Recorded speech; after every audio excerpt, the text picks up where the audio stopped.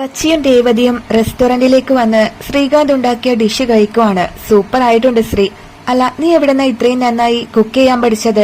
ആന്റിയുടെ അടുത്ത് നിന്നാണോ? ആന്റി സൂപ്പർ ആയിട്ട് കുക്ക് ചെയ്യും. അങ്ങനെ ശ്രുതി പറയുമ്പോ അത് കേട്ട് സച്ചി ആരമ്മയോ എന്ന് പറഞ്ഞ് കളിയാക്കുകയാണ്. എടാ, ഇത്രയും വർഷം അമ്മയുടെ കൈകൊണ്ടല്ലേ നീ ഉണ്ടാക്കി കഴിച്ചത്? അങ്ങനെ ശ്രുതി പറയുമ്പോ നല്ല ഭക്ഷണം കഴിക്കുമ്പോ എന്തിനാടാ നീ അമ്മയുടെ കാര്യം ഓർമ്മപ്പെടുത്തുന്നേ എന്ന് ചോദിക്കുവാണ് സച്ചി. നിങ്ങൾ ഫുഡ് കഴിക്ക്, ഏട്ടത്തി കഴിക്ക്.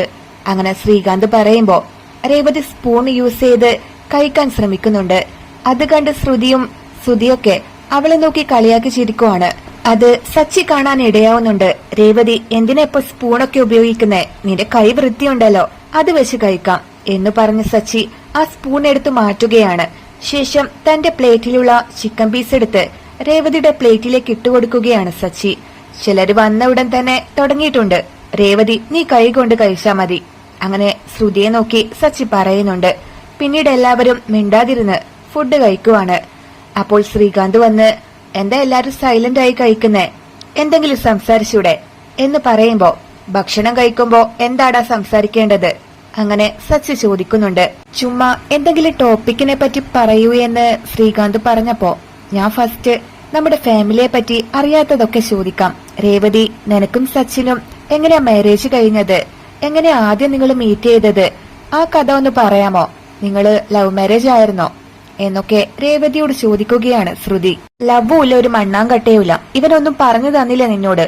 അടുത്തിരിക്കുന്നവരെ കുറിച്ച് നന്നായി കുറ്റം പറയുമല്ലേ ഇവനെ പറ്റിയൊന്നും പറയില്ല. അങ്ങനെ സച്ചി പറഞ്ഞു കൊടുക്കുന്നുണ്ട്. ഇല്ല ഏട്ടത്തി, അത് സുധിയേട്ടനാ ആദ്യം മാരേജ്. അങ്ങനെ ശ്രീകാന്ത് പറയാൻ ശ്രമിക്കുന്നുണ്ട്. അത് കേട്ട് സച്ചി, എന്തിനാടാ എല്ലാം മറച്ചു വെക്കുന്നേ? ഈ പെണ്ണിന് എല്ലാം അറിയേണ്ടതല്ലേ? നോക്ക് ശ്രുതി, ഈ ഇരിക്കുന്ന രേവതിയില്ലേ, അവളെയാണ് ആദ്യം ഇവൻ പെണ്ണ് കണ്ടത്. കല്യാണത്തിന്റെ അന്ന് അച്ഛന്റെ 55 ലക്ഷം രൂപ എടുത്തോണ്ട് ഇവൻ അങ്ങ് ഓടിപ്പോയി. പിന്നെ വേറെ വഴിയില്ലാത്തോണ്ട് എന്നോട് കെട്ടാൻ പറഞ്ഞു. അങ്ങനെ ഞങ്ങളുടെ കല്യാണം നടന്നു എന്നൊക്കെ ശ്രുതിക്ക് പറഞ്ഞു കൊടുക്കുവാണ് സച്ചി. ഓഹോ, അപ്പോ നിങ്ങക്ക് നടന്നത് സഹതാപ കല്യാണമായിരുന്നോ? അങ്ങനെ ശ്രുതി പറയുന്നത് കേട്ട് രേവതിക്കും ശശിക്കും നല്ല ദേഷ്യം വരുന്നുണ്ട്. ശ്രുതിയാണെങ്കിൽ അവരെ നോക്കി കളിയാക്കി ചിരിക്കുകയാണ്. ന്യൂസ് പേപ്പറിലൊക്കെ ഇതുപോലുള്ള ന്യൂസ് ഞാൻ കണ്ടിട്ടുണ്ട്. കല്യാണ പെണ്ണിനെ ഇഷ്ടപ്പെടാതെ വരൻ ഓടിപ്പോയ കേസ്. പെണ്ണിനെ ഏതെങ്കിലും ഒരുത്തം വന്ന് ജീവിതം കൊടുക്കും. നമ്മുടെ വീട്ടിലും അങ്ങനെയാണല്ലേ? അങ്ങനെ ശ്രുതി കളിയാക്കി ചോദിച്ചപ്പോ രേവതിക്ക് അത് കേട്ട് നല്ല ദേഷ്യം വരുന്നുണ്ട്. അവൾ ഫുഡ് കഴിക്കുന്നത് നിർത്തുകയാണ്. അതൊക്കെ കണ്ട് രസിച്ചിരിക്കുകയാണ് ശ്രുതിയൊക്കെ. രേവതി സങ്കടപ്പെട്ടിരിക്കുന്നത് കണ്ട് സച്ചി, അതിനിപ്പോ എന്താ ചെയ്യാൻ പറ്റുക? 55 ലക്ഷം എടുത്തോണ്ട് ഓടിപ്പോയിട്ട് ഒരു കുടുംബത്തെ വഴിയാധാരമാക്കി ഇരിക്കുന്നത് കണ്ടില്ലേ? ഇവളുടെ ലൈഫിനെ പറ്റി കുറച്ചുപോലും സങ്കടം ഇവനില്ല. എല്ലാരെയും കരയിച്ചില്ലേ ഇവൻ? അങ്ങനെ സച്ചി മറുപടി കൊടുക്കുവാണ്. അതെ, ആ കല്യാണം നടന്ന ഞാനല്ലേ കരയേണ്ടത്? ഇതൊക്കെ ഒരു കഥയാണോ? അതാ ശ്രുതി ഞാൻ നിന്നോട് പറയാതിരുന്നത്. അങ്ങനെ ശ്രുതി പറയുന്നത് കേട്ട്, ഇറ്റ്സ് ഓക്കെ ശ്രുതി, ഇതിലെന്താ തെറ്റുള്ളത്? പിന്നെ ഇഷ്ടമില്ലാത്ത കല്യാണത്തിന് നീ നിന്നു കൊടുക്കണായിരുന്നോ എന്നൊക്കെ പറഞ്ഞ് ശ്രുതി അവനെ സപ്പോർട്ട് ചെയ്യുന്നുണ്ട്. കറക്റ്റാണ്, എല്ലാം എന്റെ അച്ഛനെ പറഞ്ഞാ മതിയല്ലോ. അച്ഛന്റെ റിട്ടയർമെന്റ് പണം കാണിച്ച് എന്നെ ലോക്ക് ചെയ്തു. എനിക്ക് ആദ്യമേ പണം തന്നിരുന്നെങ്കിൽ ഞാനിപ്പോ വലിയ നിലയിലെത്തിയേനെ എന്നൊക്കെ ശ്രുതി പറയുമ്പോ, അത് തരാന്ന് പറഞ്ഞായിരുന്നോ നീ മാരേജിന് സമ്മതിച്ചത്? ഇങ്ങനെ ഭീഷണിപ്പെടുത്തുന്നത് ഒരു തെറ്റല്ലേ? അങ്ങനെ ശ്രുതി ചോദിക്കുന്നുണ്ട്. അതെ ശ്രുതി, അതാർക്കും മനസ്സിലാവുന്നില്ല. എന്റെ സ്റ്റാറ്റസ് പോലും നോക്കാതെയാ ഈ പെണ്ണിനെ കല്യാണം കഴിച്ചോ പണം തരാമെന്ന് അച്ഛൻ പറഞ്ഞത്. വേറെ വഴിയില്ലാതെ ഞാൻ സമ്മതിക്കുമായിരുന്നു.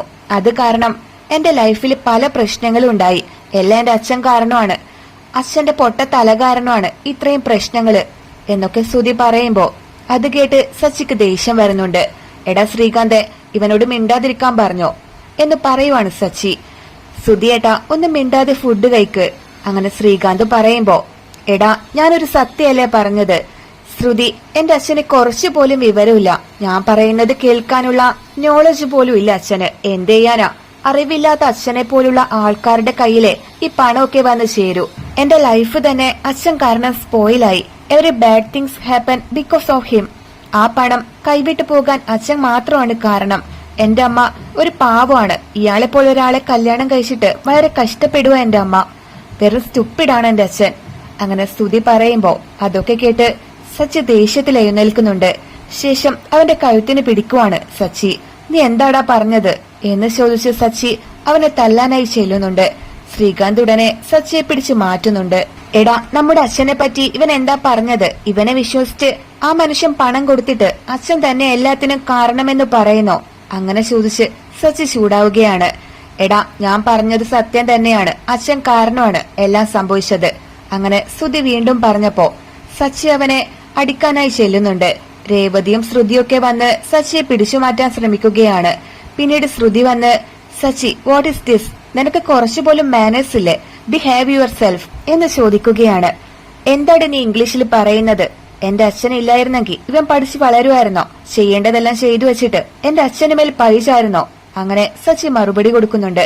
ഇവിടെ നോക്ക്, എന്റെ മുന്നിൽ വെച്ച് അവരെ പറ്റി സംസാരിക്കരുത്. പൊതുസ്ഥലത്ത് എങ്ങനെ പെരുമാറണമെന്ന് നിനക്കറിയില്ലേ സച്ചി? അങ്ങനെ ശ്രുതി ചോദിക്കുമ്പോ രേവതി ദേഷ്യത്തിൽ വരുന്നുണ്ട്. അതാദ്യം നിന്റെ ഭർത്താവിനോട് പോയി പറയടി, അവനാണ് അച്ഛനെ പറ്റി മോശമായി സംസാരിച്ചത് എന്ന് രേവതി ശ്രുതിക്ക് മറുപടി കൊടുക്കുന്നുണ്ട്. ഞാൻ എന്താടി തെറ്റായി പറഞ്ഞത്? അയാൾ കാരണമാണ് എല്ലാം നടന്നത് എന്ന് പറഞ്ഞ് ശ്രുതി വരുന്നുണ്ട്. എടാ, അച്ഛനെ അയാളെന്നോ ഇയാളെന്നോ വിളിക്കരുത്. അങ്ങനെ സച്ചി അവനെ വോൺ ചെയ്യുന്നുണ്ട്. ഞാൻ അങ്ങനെ തന്നെ വിളിക്കൂടാ, നീ എന്ത് ചെയ്യൂ എന്നെ? ഇതിനെല്ലാം കാരണം അയാള് തന്നെയാടാ. അങ്ങനെ ശ്രുതി ഒരിക്കൽ കൂടി വിളിച്ചപ്പോ സച്ചി അവന്റെ ഷർട്ടിന് പിടിക്കുവാണ്. വിളിക്കരുതെന്ന് പറഞ്ഞതല്ലടാ, ഇവിടെ വാടാ എന്ന് പറഞ്ഞ സച്ചി ശ്രുതിയുടെ വിരലുകൾ ഒടിക്കുകയാണ്. ശേഷം തിളച്ച കറിയിലേക്ക് ആ വിരലുകൾ മുക്കുന്നുണ്ട്. കൈപൊള്ളി ശ്രുതി കരഞ്ഞു നിലവിളിക്കുകയാണ്. കരച്ചില് കേട്ട് ആളുകളൊക്കെ ഓടിക്കൂടുന്നുണ്ട്. ശ്രീകാന്തും ശ്രുതിയും വന്ന് സച്ചിയെ പിടിച്ചു മാറ്റാനൊക്കെ നോക്കുന്നുണ്ട്. വിടാനല്ലേ പറഞ്ഞത്? നീ എന്താടാ ഈ ചെയ്തത്? എല്ലാരും നോക്കുന്നത് കണ്ടില്ലേ? അങ്ങനെ പറഞ്ഞ് സച്ചിയോട് ശ്രീകാന്ത് ചൂടാവുന്നുണ്ട്. ശ്രുതി വന്ന്, Sachi, this is too much. എന്താ രേവതി ഇത് എല്ലാം കണ്ടോണ്ട് നിൽക്കുന്നത്? നിനക്ക് പറഞ്ഞു തടുക്കായിരുന്നല്ലോ എന്ന് ചോദിക്കുന്നുണ്ട്. അപ്പൊ നിന്റെ ഭർത്താവ് പറഞ്ഞതിന് വേറെ എന്താ ചെയ്യേണ്ടത്? അച്ഛനെ പറ്റി മര്യാദയില്ലാതെ സംസാരിച്ചത് ഇയാളല്ലേ? അങ്ങനെ രേവതി ശ്രുതിക്ക് മറുപടി നൽകുന്നുണ്ട്. സച്ചി വന്ന്, രേവതി, ഇവരോടൊക്കെ നീ എന്തിനാ സംസാരിക്കുന്നത്? എടാ ശ്രുതി, ഉടനെ ഓടിപ്പോയിക്കോ ഇവിടെന്ന്, അല്ലെങ്കിൽ നിന്റെ കൈയും കാലും ഞാൻ ഒടിച്ചിടും എന്ന് പറയുന്നുണ്ട്. ശ്രുതി, എന്റെ വിരല് ഫ്രാക്ചർ ആയി എന്ന് പറഞ്ഞ് കരയുകയാണ് ശ്രുതി.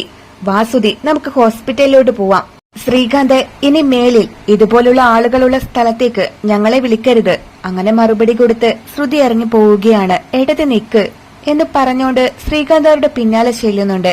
സച്ചിയാണെങ്കി ആ ഹോട്ടലിൽ നിന്ന് ഇറങ്ങി നടക്കുമ്പോ രേവതി അവന്റെ പിന്നാലെ പോവുകയാണ്. വിരലല്ല, അവന്റെ വായാണ് ഒടിക്കേണ്ടത്. മിസ്സായിപ്പോയി. എല്ലാം ആ ശ്രീകാന്ത് വന്ന് തടുത്തോണ്ടാണ്. എല്ലാം എന്റെ തെറ്റാണ്. പണം തിരിച്ചു തരാതെ അവനെ വീട്ടിനകത്തേക്ക് ഞാൻ കയറ്റാൻ പാടില്ലായിരുന്നു. ഇവനെ അന്നേ അടിച്ചോടിക്കണായിരുന്നു. രേവതി, എന്താ അവൻ പറഞ്ഞത്? ഇവൻ എല്ലാ തെറ്റും ചെയ്തിട്ട് അച്ഛന്റെ മേൽ പഴിചാരിയില്ലേ? അച്ഛനാണോ ഇവനോട് പണമെടുത്തോടാൻ പറഞ്ഞത്? ആ മനുഷ്യൻ 40 വർഷം കഷ്ടപ്പെട്ടുണ്ടാക്കിയ പണമാ അത്. അതേതോ ഒരു പെണ്ണിന്റെ കയ്യിൽ കൊടുത്തു. പട്ടു പയ്യനാ ഇവൻ. അന്നേ അച്ഛനോട് ഞാൻ പറഞ്ഞതാ, അച്ഛാ അവന്റെ കയ്യിൽ പണം കൊടുക്കല്ലേന്ന്. പക്ഷെ അച്ഛൻ കേട്ടില്ല. ഈ ദേഷ്യത്തിന് ആ മുള്ളു സ്പൂൺ എടുത്ത് അവന്റെ വായിൽ കുത്തണായിരുന്നു. ആ ശ്രീകാന്ത് വന്ന് തടുത്തോണ്ടാ, അല്ലെങ്കിൽ ഞാൻ. അങ്ങനെ സച്ചി പറയുമ്പോ രേവതി അവനെ ദേഷ്യത്തിൽ നോക്കി നിൽക്കുകയാണ്. ഞാൻ ഇത്രയൊക്കെ പറഞ്ഞിട്ടും നീ എന്താ രേവതി എന്നെ തന്നെ നോക്കുന്നത്? അവനെ ഞാൻ അടിച്ചത് ശരിയല്ലേ? എന്താ ഞാൻ ചെയ്തതൊക്കെ തെറ്റാണെന്ന് പറയാൻ വരുവാണോ നീ? അങ്ങനെ സച്ചി ചോദിക്കുന്നുണ്ട്. ഞാനെന്തിനങ്ങനെ പറയണം? അച്ഛനെ പറ്റി മര്യാദയില്ലാതെ സംസാരിച്ചതിന് നിങ്ങൾ ഇടിച്ചു. അങ്ങനെ രേവതി അതിന് മറുപടി കൊടുക്കുന്നുണ്ട്. അപ്പൊ ഞാൻ ചെയ്തത് ശരിയായ കാര്യം തന്നെയല്ലേ എന്ന് ചോദിക്കുവാണ് സച്ചി. അടിച്ചത് ശരിയായ കാര്യമാണ്. പക്ഷേ സഹതാപ കല്യാണം എന്ന് പറഞ്ഞ അപ്പൊ തന്നെ നിങ്ങൾ അടിക്കണമായിരുന്നു. അങ്ങനെ രേവതി പറഞ്ഞത് കേട്ട് സച്ചി ആകെ ഷോക്കാവുകയാണ്. എല്ലാത്തിനും ചേർത്താ ഞാൻ കൊടുത്തത്. ആ പുതിയതായി വന്ന പെണ്ണില്ലേ, അവൾ ഓവറായിട്ടാ സംസാരിച്ചത്. എന്റെ അമ്മ കറക്റ്റായിട്ട് അവളെ തന്നെ കണ്ടുപിടിച്ചു കൊണ്ടുവന്നു. ഈ പ്രശ്നത്തിനിടയില് നന്നായി ഫുഡ് കഴിക്കാൻ പോലും എനിക്ക് പറ്റിയില്ല. നമുക്ക് വേറെ നല്ല ഹോട്ടലിൽ പോയി കഴിക്കാം. നിനക്ക് എന്താ വേണ്ടത്? അങ്ങനെ സച്ചി ചോദിക്കുന്നുണ്ട്. എനിക്ക് കഴിക്കാനൊന്നും വേണ്ട, നമുക്ക് വീട്ടിലേക്ക് പോവാം എന്ന് പറഞ്ഞ് നിൽക്കുവാണ് രേവതി. പാർട്ടിയിൽ ശരിക്കും കഴിക്കാൻ പറ്റിയില്ലല്ലോ. നീ വരുന്നില്ലെന്ന് പറഞ്ഞതല്ലേ ഞാനാ നിന്നെ നിർബന്ധിച്ച് കൂട്ടിക്കൊണ്ടുവന്നേ. നീ വരുന്നില്ലെന്ന് വാശി പിടിച്ച ഞാനും വരില്ലായിരുന്നു. നമ്മളെന്താ ഭാര്യ ഭർത്താക്കന്മാരാണോന്ന് നീ ചോദിച്ചില്ലേ?